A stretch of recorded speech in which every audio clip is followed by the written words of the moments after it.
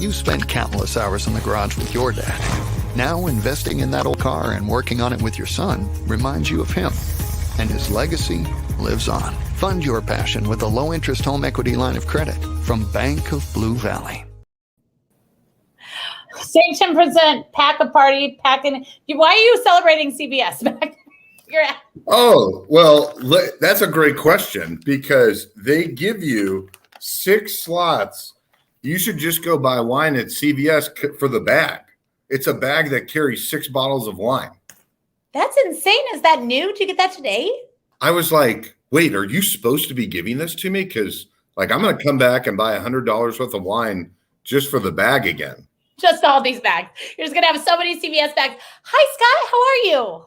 Doing good. I thought you were wearing a beautiful new dress, and then you said it was a shirt, but you look very nice. I appreciate it. I went to the Smoky Mountains this weekend. Have you ever been to the Smoky Mountains? No, do tell.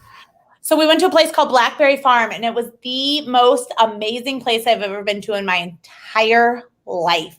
And so I feel like I'm very relaxed. I'm very zen, and I'm not even a zen person. I just feel like I'm ready for whatever the world has to throw at me. How was your weekend? Are you all moved in? Man, Janae playing one. What a trip. That sounds, I want to do that trip. We went for a friend's wedding. We would have never even known. Oh, okay. It's amazing. But you have been moving. You're all moved in? Yeah, all moved in. And I actually just typed in on this Bluetooth speaker, I'm about to host Circle of Red, which is Go Red for Women for Women's Heart Disease. And I typed in the Bridesmaid soundtrack playlist. Oh, it's because I love Wilson Phillips. Hold On for One More Day. My wife and I play it for fun when we're driving around. It's kind of like a great song. But speaking of greatness is Bank of Blue Valley and everything that they've helped build specifically for Overland Park, the Arboretum, which is going to be a great wedding venue. Speaking of venues and great music, the Rainier family that started Bank of Blue Valley has invested and built a lot of the foundation. And now they've been doing deals all throughout the metro. And we're super lucky to have our partners, Felicia, and the new CEO, Brent Giles. So we're super excited. And we get to meet him here soon. We finally have our first meeting. Also, I don't want to forget about this. Next week, so last chance to sign up. Next week is their mid-year economic update, and it's a webinar. And you can go to Bank of Blue Valley to register for it. It's next week, right before this show. And just I have to say it, unless you're a big-time shot like the people on our panel, you don't get invited to this. I'm 34. I didn't start getting invited to these things till 2 years ago. And so it's really cool. It's an economist that tells you what's going on in the world. So information that was just meant for executives, they're helping give it to other people. I swear this is not a pitch. I'm just being serious. You don't get that info unless you're a high-level executive. And when I went to my first couple, I was like, this is so unfair. How come everyone doesn't get this information? But they let you know everything and trends in businesses. So it's a great opportunity. And you will see us there. So, okay, I need to know who's watching today. I need to know who you're here to see. We have such a fun panel this week that let us know if you're watching from Facebook, YouTube, LinkedIn, and let us know who you're here to see. And remember, network in the comments. We get so many insanely amazing stories of people that meet over here in the comments. So they kind of keep us going from week to week. Are you ready to bring out the panel? Woo! How ready as I'll ever be. Oh, there's great music. It's sports music. All right, we're going to go ladies first. Our first guest today is Miss Becky. Hi. Next guest, Gentry. Hey, everyone. Our third guest I just met last week. I'm excited to really get to know him. Jesse. What's going And on, last Ben? but certainly not least, it's his second time on the show, but it's been over a year and he's got some really exciting changes and things going on. David. This is where I fade out the music. See how professional we're getting? That was the best music you have ever done, Aaron. That's the best music we've ever done on the show. It was the appropriate volume, and we could hear everything. It's the same song I played for the past 4 weeks, but I appreciate it. Details. That's what I love about you, Scott. Details. All right, real quick, we're going to jump in. Look, people are here. Janae says she's watching from LinkedIn, here to learn. Hi, Janae. And Mitch says, I'm here for Voorhees and Voorhees only. Hey! Don't take it personal, guys. Don't take it personal.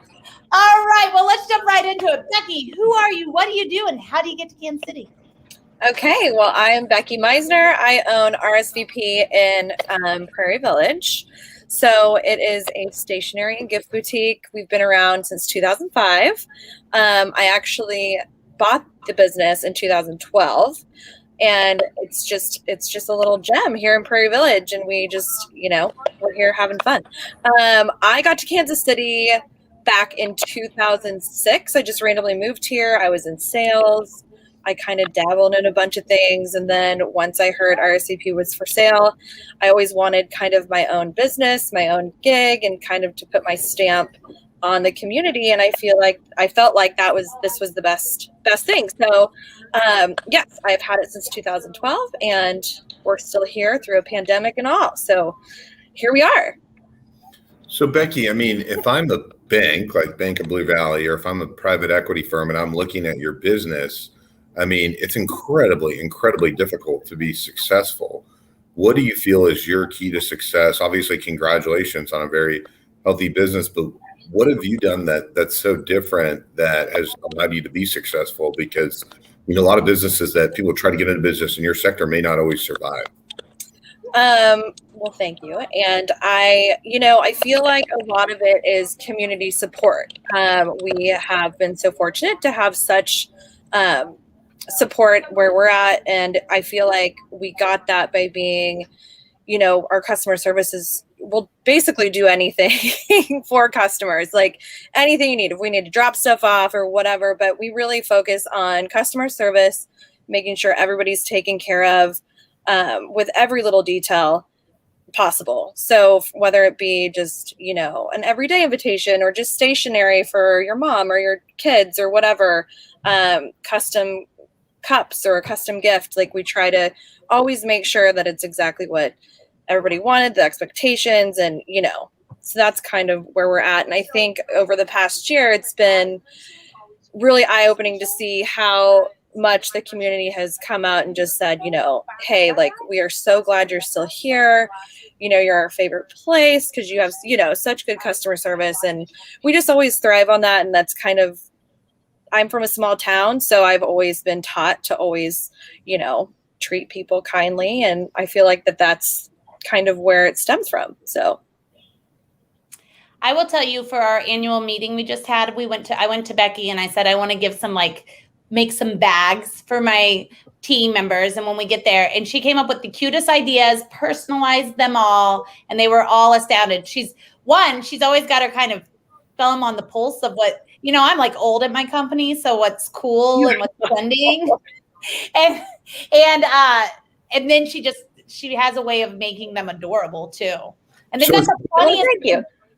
Is corporate giving, this is a business show, is corporate giving a big part of your business? So like towards the end of the year, you want to get clients gifts, but you're personalizing them. Is that a big part of your business? It kind of depends. Like, we do work with a couple bigger organizations, and I love working with them. Sometimes it's just on a, price point situation. Like, we might be able to do it, but if I feel they can get it more cost effective somewhere else, I will be completely honest with them, because I just don't feel, but yes, we do a lot of corporate gifts. We do a lot of just brainstorming with people. Like right now I'm working on doing these, footballs with flowers in them for, training camp. So it's just like coming up with ideas and helping clients figure it out.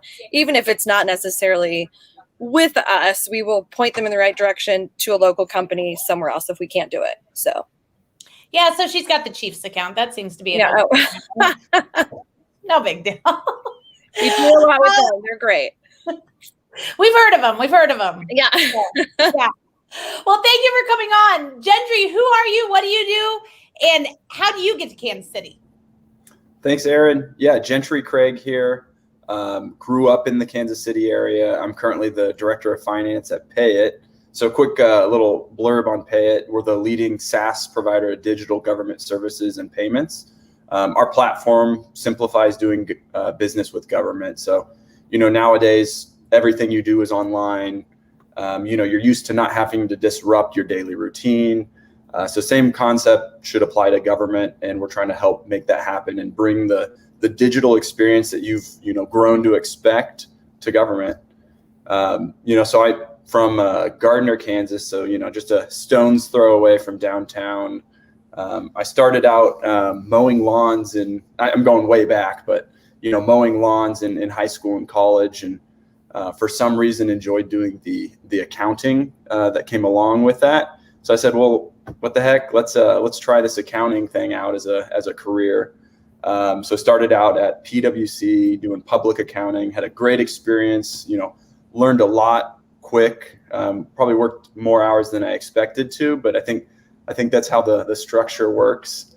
Worked on a few tech clients while I was there and decided to make a career pivot to tech startups and small businesses. Stopped a few places along the way, and now I'm at PayIt doing financial planning, revenue operations, and business intelligence. Gentry, 3 questions. 1, how many siblings do you have? 2, what did the company, when you were hired, start out at? And then where did it end when you left before going to PayIt? And then 3, talk about just what we all deal with going to the DMV. Like, do I have to go into the DMV to change my license? So siblings, prior company, then PayIt. Perfect. Yeah, so siblings. So I'm the oldest of 6. Bless my parents' hearts. They wanted to have a big family. I've enjoyed it. I've enjoyed having all the siblings, especially now as we're all kind of adults. The relationships blossom and change, and my wife also. She's actually one of 6 too. So at our wedding, my brother pointed out that if all of our siblings get married, we could end up with 20 siblings. So yeah, a lot of family, but it's fun. Number 2 was, remind me here, Scott. What did the company start out about with Hanson and Flanagan, and where did it go to? Because the company you worked at grew so quickly, it wasn't eligible for any awards because they weren't in business for 3 years, but they were one of the biggest exits Kansas City has had in the last decade. Yep. Yeah. So Scott, you and I first met when I was kind of, trying to decide, what I should do for my career pivot. I knew Trevor Flanagan, one of the co-founders of Professional Chats, that company we're talking about.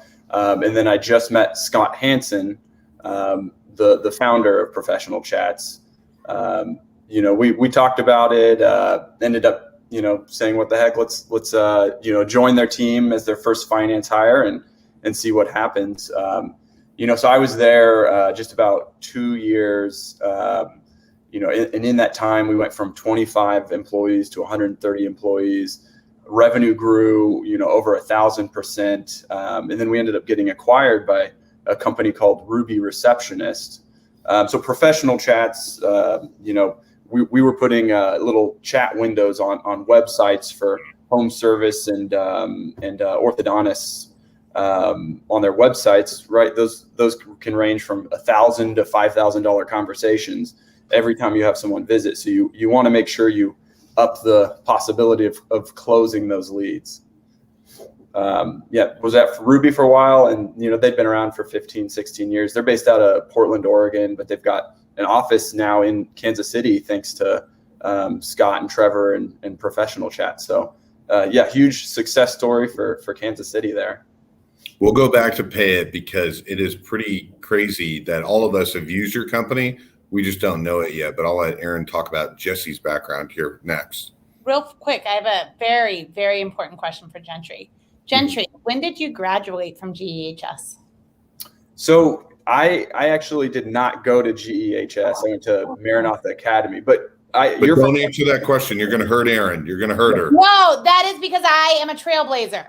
Yes. So that's why I was like, Gardner was little back then. Yeah. I think I'm a lot older, but I was just like, don't do it, Erin. I'm trying to say I'm a trailblazer at heart. Trailblazer at heart. Okay. All right. I'm going to let it go. All right, Jesse, who are you? What do you do? And how do you get to Kansas City? Thanks, Erin. Again, my name is Jesse Jewel Thomas III, so there's no confusion out there. Who am I, right? Well, I think it starts first. I'm a father of 4 with a beautiful wife at home. So family man across the board. I'm a fitness junkie and a bodybuilder, right? But long story short, I'm an owner of a small studio gym here in Lee Summit called Active Strength Company. So a coach here. I love training people, love working with people. So what we like to consider ourselves here at Active Strength is a transformation center, right? Whether you're a mom and pop coming in to change your health conditions to have a better physique because you want to have more confidence with yourself or in front of your spouse, or you're an athlete who is looking to get a college scholarship or do better in your pro athletics, right? You're going to start at a beginning point, right? We want to make sure that when you leave here, you're totally changed, right? Mind, body, soul, the whole experience. So we do group training, we do personal training, we do athletic performance. And then, obviously I work with bodybuilders as well. We do a little bit of everything. We also just launched a track club, a youth track club. Again, having so many kids, I gotta have something for them to do. So I'm also a owner of a track club, the only competitive track club in the Lee Summit area. So we had a great first season this year, and we're looking to really grow next year as well with that. But yeah, man, the gym world is what I do. And then how I found myself in Kansas City. Well, I was born and raised here. My mom and dad met out in Virginia. Luckily, my mom was cool enough to move back here with my dad. And, lo and behold, here I come. So I know Kansas City very well. I grew up in the inner city. I went to school out Archbishop O'Hare and went to college at Benedictine College in Ashton, Kansas. So I've never left too far from here in Kansas City. I don't think you get any more Kansas City than that, Jesse. Number one, and then 2 questions. One, how does everyone find your organization? What's the website that they go to? And then secondly, you have a ton of different revenue streams coming in as an entrepreneur. What's a revenue stream that has surprised you, that has been really profitable and has done really well for your business? Gotcha, absolutely. You can find us activestrengthco.com. That's our website there. You also, same thing, activestrengthco.com, Active Strength Co. on Facebook, Instagram as well. So you can check us out, please do. Like you said, there's a lot of different things that we do, a lot of different hats. Athletics, sports performance has always been my passion and my thing.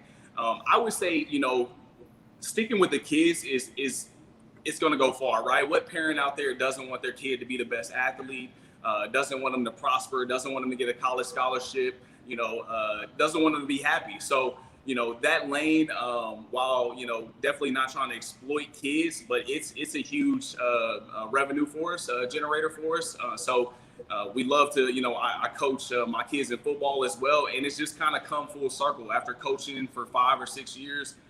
You got all these kids that see my kids doing well, that see what we do, and it's been able to, again, open other doors to youth track clubs now. So that probably won't be the last place we stop. We maybe go to a basketball team next or do something there. But the kids have been a really big, area of opportunity for us here at Active Strength. And then, so with children, you're building their foundation for who they are for the rest of their lives. I don't know if you have 1 or 2 kind of mantras that you want them to stick with.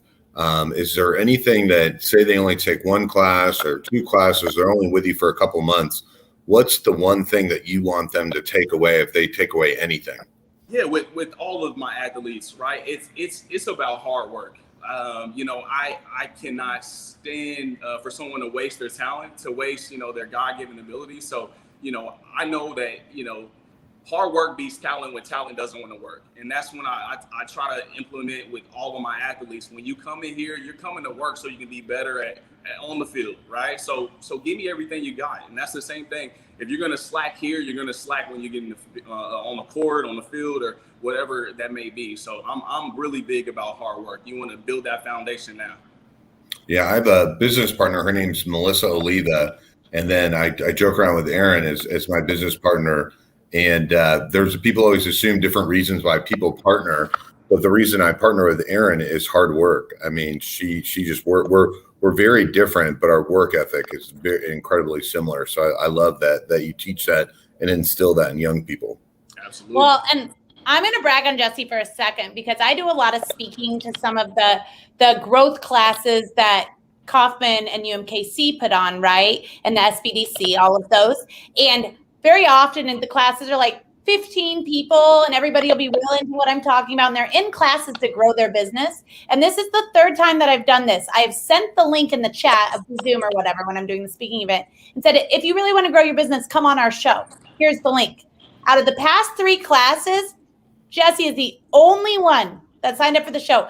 And he was in the class last week and he was like, I see a spot, I'm taking it. And I was very impressed. #1 business show in Kansas City. Come on, get like 3,000 people are going to view your show or view your website.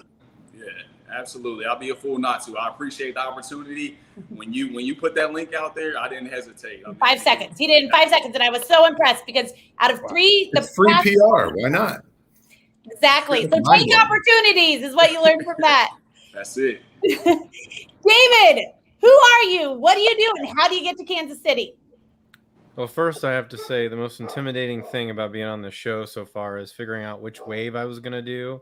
So we started up in the top right. We did this wave, and then we did the full wave, and then Jesse was the salute. And so I'm going, what am I supposed to do? So you should bring out instant replay because I blacked out. I don't know how I waved. But that kind of threw me off a little bit. My name's David Voorhees. I'm the founder and CEO of True Captive Insurance. We are a new health insurance carrier. We are headquartered out of Overland Park, Kansas, so very proud to be here local. We are in all 50 states. I spent 17 years in HR and operations, so I served companies internally. I went to KU Pre-Med. For those of you that do know me, my father and grandfather are both physicians. I went on house calls with my grandfather. So healthcare was incredibly personal to me. And I didn't feel that same love for medicine as a practitioner and naturally gravitated towards health insurance in the companies that I served. So we had a lot of really good business fortune, a lot of good things happen in some of the companies that I worked for. And I had my flux capacitor moment. I didn't fall off the toilet, hit my head, and come up with an insurance cap. It was a ham sandwich, so a lot less interesting. But I thought to myself, what if we built an insurance company by the group for the group? Sounds a little cheesy, but if you've ever talked to an insurance carrier, an insurance group, sometimes they're very bright and they talk to you in terminology that you just don't quite understand. And, sometimes you're really proud. You don't want to admit to it. And we said, look, we know the group because we were the group. I had the accountability to the CEO and making sure that we had a cost-efficient program. And I had to look employees in the eye and make sure that the health insurance that you had would fit your family, that wouldn't be a cost burden. I mean, it's such a tremendous need. And so we built True Captive. And I'm proud to say that we are the only insurance company in the United States that invests in their members. So an employer comes on, we invest our money in your program. And so what that really does, it aligns your company and our company. So, as health insurance does increase the cost, there's not a vacuum or a reason for us to change any of the pricing. We want you to trend down your cost. We want to ride that with you. And so if we're investing in your program, we're aligned, because the only thing that would happen is we would be arbitrarily hurting ourselves if we change the game. And so price, of course, is critical. But I'm still that little boy that idolized my grandfather going on house calls, and he had this silver cross pen. And if you look at our logo, it's the Caduceus. And on his pen, it had the Caduceus.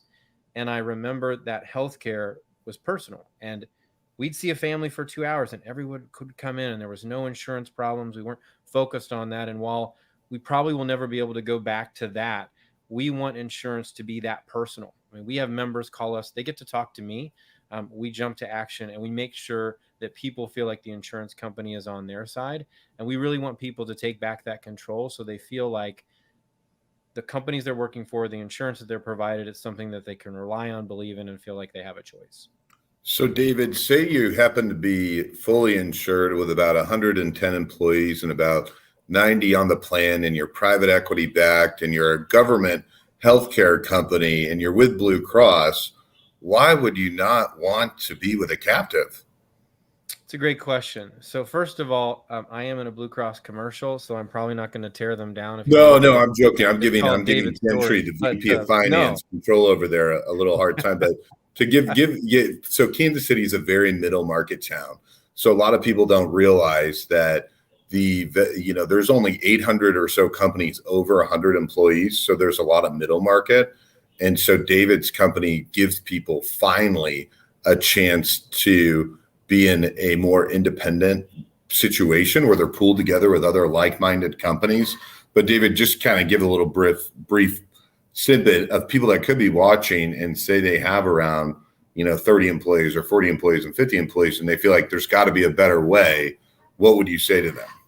I think it's intimidation and understanding. Insurance seems complex. It's not as complex as it appears, but just like anything else, I'm intimidated to go into the gym.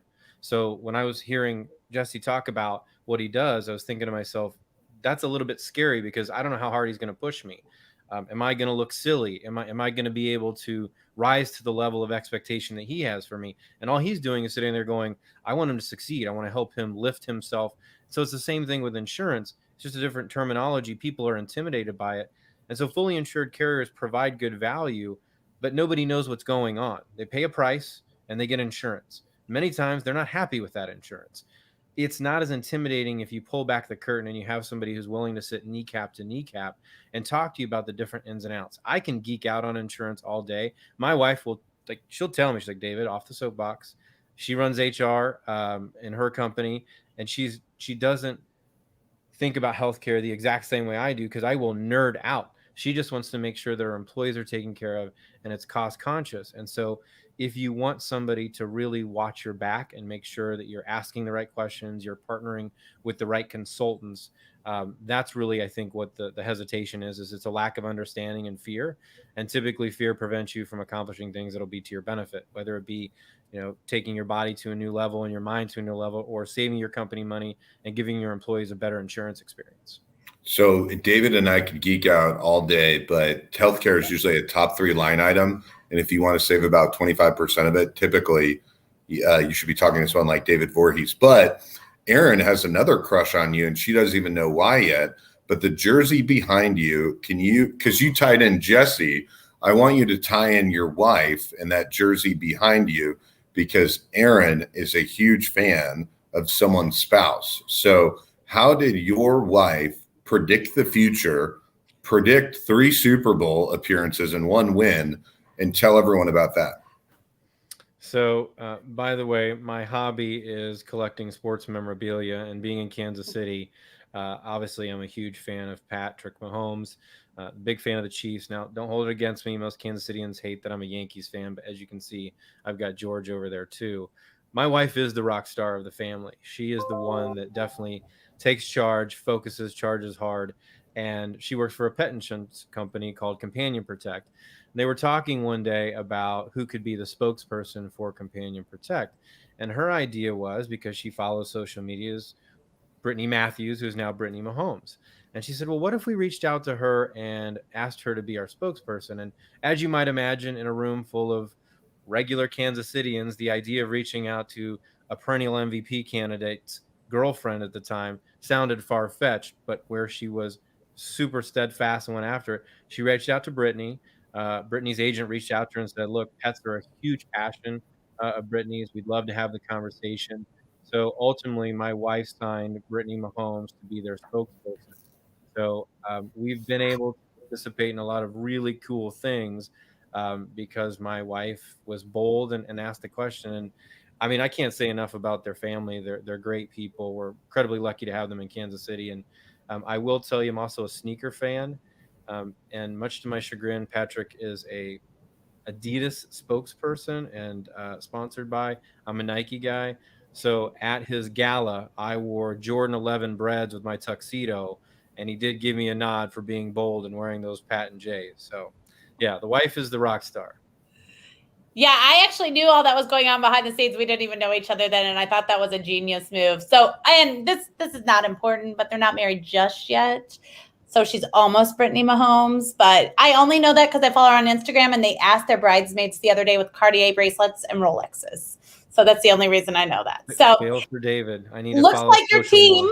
Looks like your team is watching you from the other room. So hi, team. How are you? And then Scott, Toby's here for you. Love Toby. Great guest. All right, I won't guys. ask that question. All right, guys. We know this past year and a half has been tough for everybody's businesses. We've got gyms, we've got retail, we've got government, we've got insurance. This is a panel that this has been a year and a half for the record books, right? But people love the optimism of the show. We love hearing the stories of optimism. So, Becky, can you kind of tell us what a win has been for you this past year and a half during all of this craziness? Yeah, I mean, well, one big one, I had my first little boy, so I had our first baby. So that doesn't have to do with business, but that was very exciting. What's your son's name? Wallace. So we call him Little beautiful. Wally. Yeah, he's super fun. But I would definitely have to say a big win for me, because I was so worried about our employees, which I don't have a ton of employees, but they all are like family to me. Since there aren't a lot of us, we are kind of like family. So a big thing for me was keeping them paid and on staff and not having to just like let them go because we were closed down. So we found ways to just make it work. Like we were doing, curbside pickup for people. We were dropping stuff at doorsteps. We were, doing lots of different things just to try to find new ways to provide an income for people that were working here. So that to me was a really big win. Another one I would have to say was just, again, the loyalty of our customers and everything. We were so fortunate to be able to stay open because they reached out. They wanted to really, keep us in business and make sure we were okay. And that just meant the world to us. But it did make you really have to think outside the box, which Aaron can attest, I'm terrible at like social media stuff. I just don't have a lot of time to do it. So you really have to think outside of like, okay, so we don't have product online. So then we were trying to figure all that out. We got a new system. So we were fortunate to do that and start selling stuff online, which was awesome. So we would come in and just ship stuff out. And just find ways to make money just during all of that craziness for everybody. So then after the pandemic, we kind of slowly opened starting in May. I mean, I guess it wasn't after, it was still during, but we started, opening in May. I was actually on maternity leave. So my staff kind of opened and it was amazing. And again, it was just, it was very challenging, but we made it through and we were lucky. And I feel like our landlords were great and helped us find ways to, pay rent when we could, or, break things out and just kind of work with everybody during this time. So it was, but yeah, I would definitely say a big win for me was keeping everybody on staff, and making sure that everybody was well taken care of during this, because it was very scary for all of us. Yeah, and now it's packed. I've gone up there a couple times, talked to Becky, and I got to schedule time with her outside of it. I know. It's been great. It's been crazy. And since we do invitations, that's such a big part of my business. I mean, we didn't do invitations for a year and a half. So I would say starting like in April, we were just been slammed with people that want to have parties and weddings and, really just want to get together. So it's been great. I will say, product shipping and that sort of stuff is definitely a lot different than it was a year and a half ago. So that's definitely challenging, but overall we're getting through it and everybody's been very understanding. So it's been great. I love that. Gentry, what's been a big win for you this past year and a half? I'm going to follow Becky's theme. My wife and I just had our first child 7 months ago, Amelia. So that's, that's been an experience. It's a good experience. It's been fun, transitioning to being a dad and, balancing work and life and all of that. I'd say too, right? I mean, this pandemic's been tough for a lot of people. One thing that it did is it definitely highlighted the need for, digital access to government.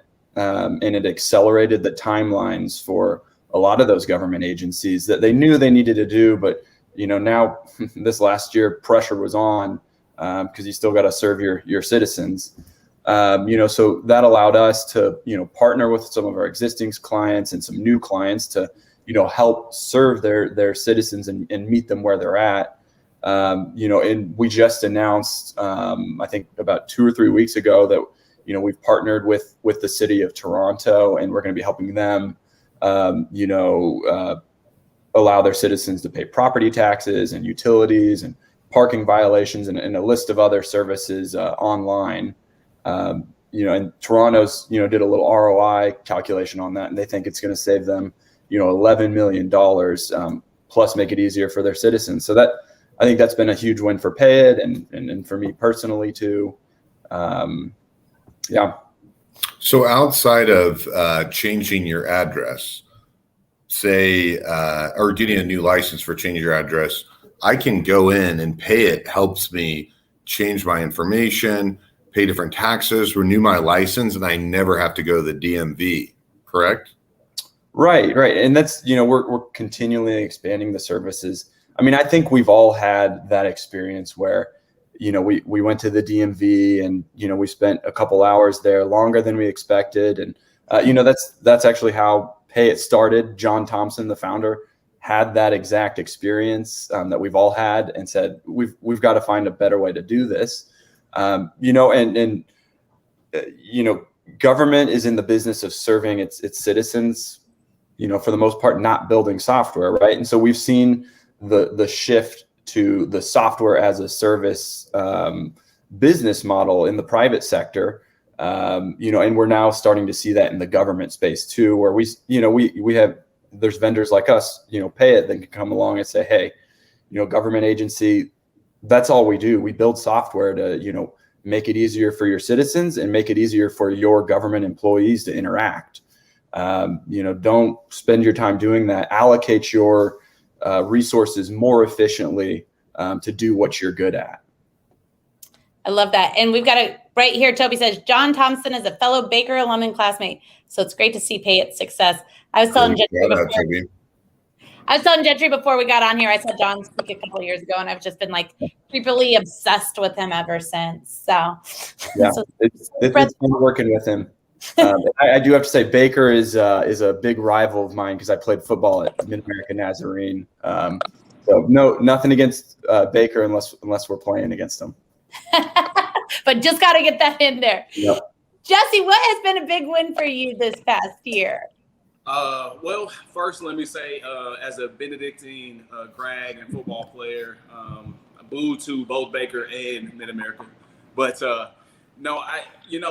we've had some good wins this year. Again, stemming back from the start of the pandemic, going through a partnership change where I became the sole proprietor of the company, being closed for 2 months due to the pandemic. We actually came out of it on the other side. On the better side. There were some gyms around town that weren't as fortunate. They had to close down. So we were able to absorb a lot of clients. I was able to implement some things that I wanted to before I had my partner. And we've been able to grow our revenue by 40% this past year since making that. Also, again, it gave me the opportunity then to look into other areas of opportunity. So starting the track club, we had a really amazing start with that. We had a lot of kids qualify for national, junior nationals, and they did really well. And then we held our first annual Lee Summit Health and Fitness Fair last June, which really was a big hit. We sponsored the whole thing and brought in a ton of vendors. And I hope that it's just the start of something big. I would love for one day to turn around and have a fitness expo as big as the ones you see in LA and after the Arnold Expo and things like that. So we've had some good wins this year. I love that. All right, David, how about you? 40%. I can't get my mind off of that. Well, good job. It was a tough year for all of these sectors. David, what has been a big win? And you kind of got started at the beginning of the pandemic, right? So what has been a big win for you? And also talk about next week, please. Okie dokie. I will say that we're very fortunate. We're one of the fastest growing health captives in the country. So that's one of the things that I'm very proud of, just from a business and entrepreneurial sense. You got to look at the scoreboard, and that makes us happy. But directly, what impacts that growth is people and our story resonating with them. And you'll hear me say this, and I'll probably be a broken record, is the breakage in healthcare is the forgotten employee or patient. We all worry about everything else that's going on here, and we forget that it's the employer, the patient that's suffering because we can't figure this out. And so we've had people join our captive who were hesitant, right? There wasn't a lot of trust built, and they're putting their faith and trust in us, and we're changing how they're consuming insurance. We had a member's wife who had a spill, and she needed a back procedure, and the carrier said they were going to take 2 weeks to authorize the procedure. They made a phone call. It got to me. We got it fixed in 3 hours. So that breakage there, the collateral damage was that person's spouse. I mean, how mad would you be? And so I just see a lot of people realizing that everything out there, they should expect and want more and go ask for it. Partner with great people that care about whatever subject matter they're in. I mean, I'm biased, it's healthcare, but any of the other panelists have something that they're incredibly passionate about and something consumes for them, and it's how you differentiate yourself. So I think that I've been most proud of seeing the people who are interested in taking control of something that they consume and need very much and are expecting more of us, and we're happy to meet that quest. And next week, it's a little surreal, a little bit. We've had some very large companies come and pitch us, and next week we get to have I don't know what you want to call it, a showcase or a show or an opportunity for members to come in and learn more about healthcare in general at Kauffman Stadium. So we're going to host over 100 business owners at Kauffman Stadium in the Crown Club. We've brought in subject matter experts from all over the country to talk about direct primary care, pharmacy, how can you look at insurance differently, and really come together and show you that this problem isn't a one company solve. There's all these different companies that need to come together to solve the problem. And so they're coming together. We're going to have a conversation. I will warn people, as an old HR guy and an old trainer, I have a cube, a soft cube. It's like a pillow, but it has a microphone in it. So when people want a question, rather than hand the mic down the row, we're going to chest toss you this little microphone. So it's an old trainer trick, but we're incredibly excited. And we're delighted to have Joel Goldberg as our keynote speaker. So after you get to hear us jump on our soapbox, we get to hear from Joel Goldberg at Kauffman Stadium. And it's a little bit surreal for us to be able to present there as a Kansas City Royals fan and someone who's bought tickets to go there. Now they're having us host our event there. And people can still sign up, correct? Yes, absolutely. Come and join. It's Tuesday, the 27th at 10 to 1. You get an hour of Joel. You get some lunch. If you're from the HR community, there's recertification credits. I can't forget my brothers and sisters of HR, but absolutely, if you're interested in that, you're a business owner, you're an HR professional, you're a finance professional, you're a subject matter expert, and you want to participate, please join us. So Awesome. tell me more about this microphone and you can pass it. So is it obviously it's cordless. It's a pillow, and there's a microphone in the pillow, so you don't hurt people. But anyway, it's connected to the speakers, or you just speak into it? Yeah, it's connected to the speakers. It won't hurt anybody, even if it hits you in the face. I know from experience. I did get hit in the face once. But yeah, you speak into it and your question comes out, and it's an opportunity for people to ask questions, because we're going to be up there. And whether or not people know this, but presenters, keynote speakers, we all get a little bit nervous, and having engagement from the audience helps us settle in, calm down, feel comfortable. So we're going to be looking for people to ask questions and participate, because what might be important to us may not be as important to you. And if you guide the conversation, just like anything else, you get control over our thought panel.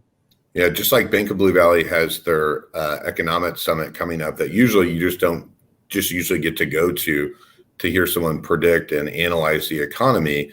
One thing that's unique that David helps people do is we have a lot of entrepreneurs that watch the show. So when you're thinking of, say you have an association that you belong to and there's got to be a better way, that's when you want to talk with someone like David that can really kind of break it down and show you what ways there are. But it's so unique. There's a little bit of a renaissance going on in healthcare.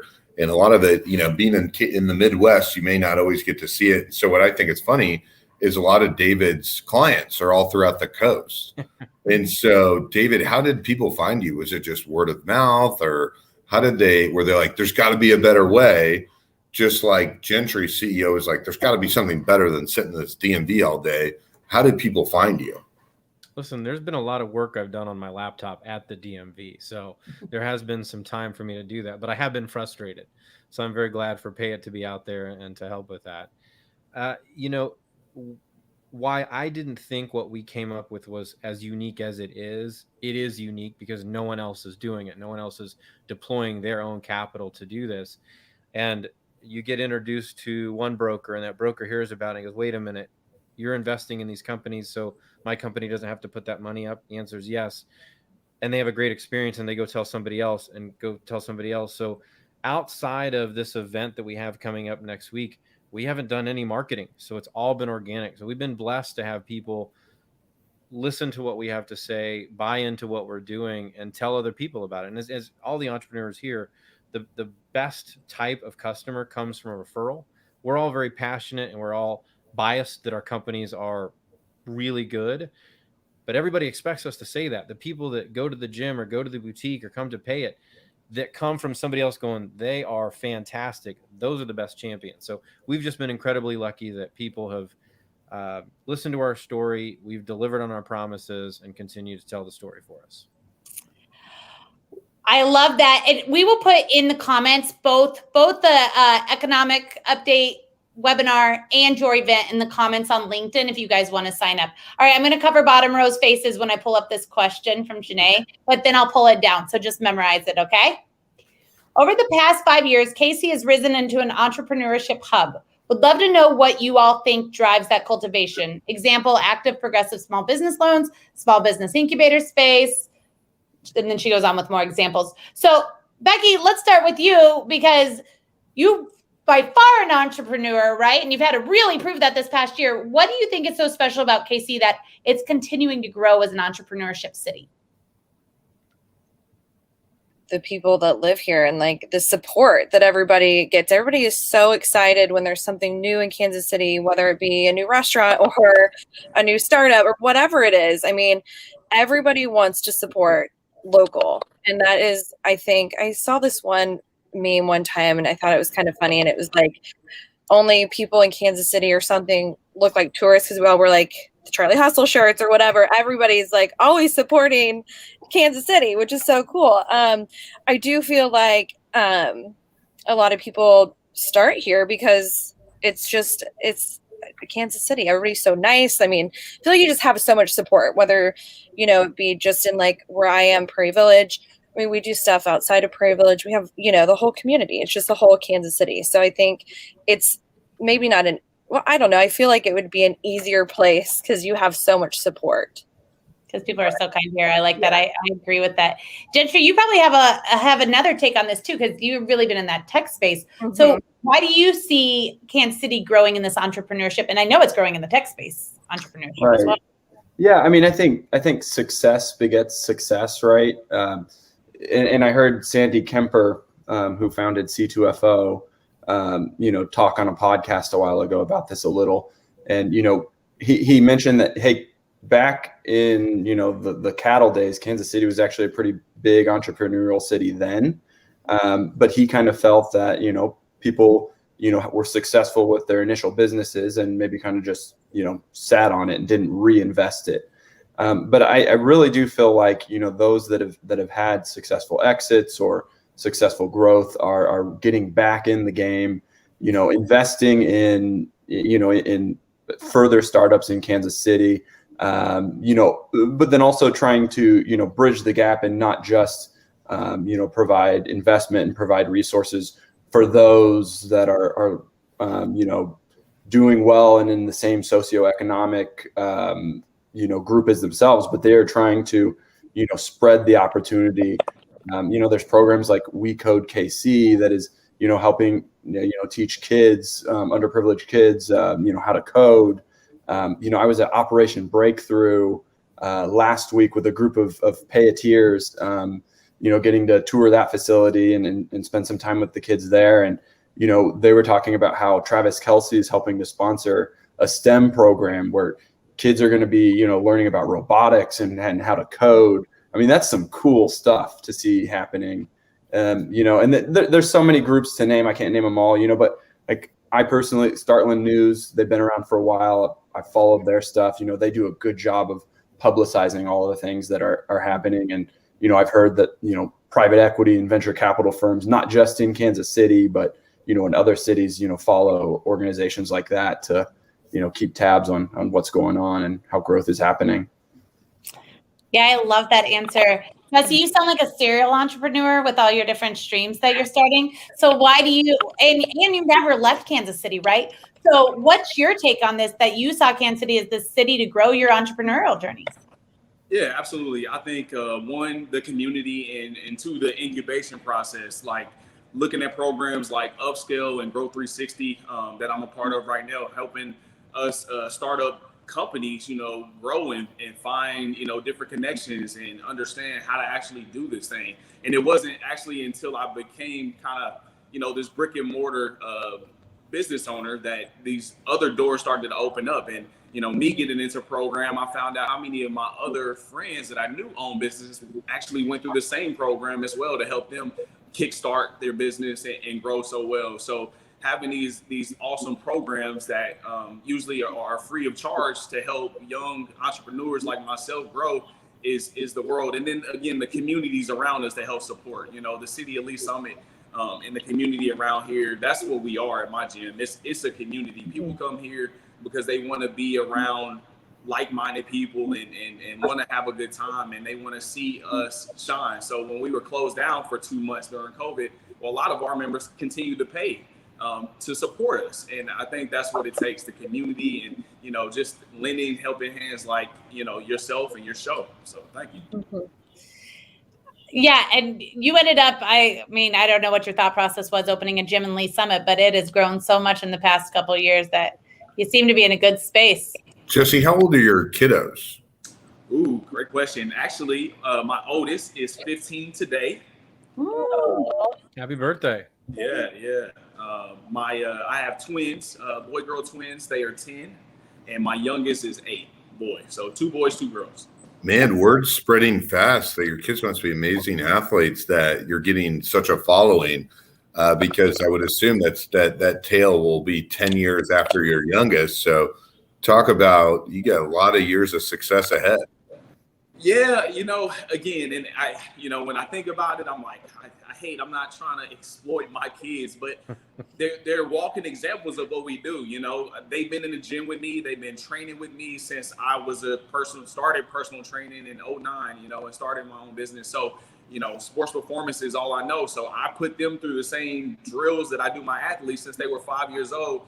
And you can see the difference when they step on the football field or the track, right? They win, they do well, they shine. So it's just, once other parents and people hear about, their teammates hear about what they do and what I do, they just naturally come over. So yeah, I think we've only scratched the surface. I can't wait till they get into high school and, around the Lee Summit area and see what kind of buzz we can get.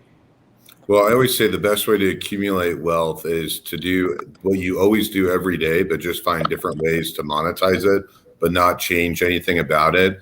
And you're getting to spend more time with your children. And so if you can win, that's just an amazing entrepreneurial journey. And that's awesome. Yeah, thank you. I appreciate it. David, we've got a couple of minutes. Why do you think Kansas City has become such an entrepreneurial hub? Well, I'm going to sing from the same really good record that everybody else has sang from. The community is amazing here. There's something about being a Midwestern person. I just think that there's a genuine interest in helping your neighbor do well. And even when things break down, I think people care about helping someone else stand up. And I think we're just truly lucky to be part of Kansas City and the surrounding communities. And the second piece is, obviously you'll hear from an economic perspective, we're a very affordable area to live in. We're geographically central to the United States, so you can easily get to the East Coast, you can easily get to the West Coast. So I think a lot of those things that are helpful, and our new airport, which I'm the type of person that really likes our airport. There's not much to do with it, but you literally can park and be in the gate within 20 minutes. So I'm a little bit nervous we're going to mess this up, but I have faith. I have faith in our municipalities and making sure that works. But, you know, we've got a little bit of a hidden gem, and people, I think, are realizing it's affordable. People are great. There's good things. So it's a great, and we got great public schools too, by the way. We've got really good public schools, which my son will be going to public school here in Kansas City, just like I did in Leavenworth. So I'm excited for him to enjoy that. All right, guys, it's Scott's favorite part of the show. We've got about a minute per person per answer. So Scott loves nothing more than to have an icebreaker at the end of the show, right? So Scott, take it away.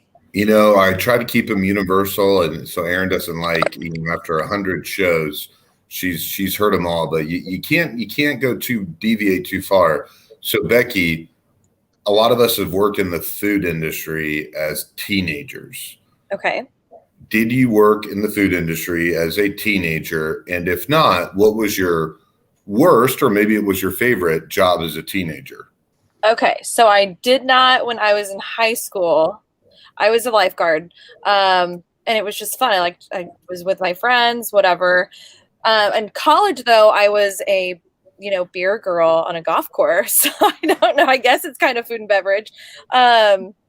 Was that your question? I can't even remember. I always say what's the worst high school job, but I always try to lean towards food because we really pull the audience in with something memorable.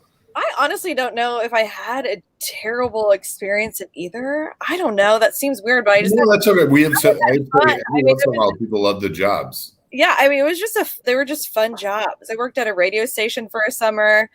I did kind of all sorts of random stuff, but. So Gentry, what about yourself? We got 3 minutes to go.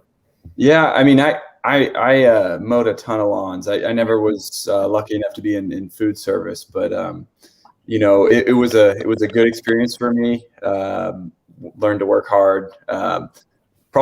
Instead of worse, I'll give you fun. I always enjoyed the elderly ladies who, after I'd mow their lawn, would make me sit with them for 20 minutes, but they always had cookies or lemonade.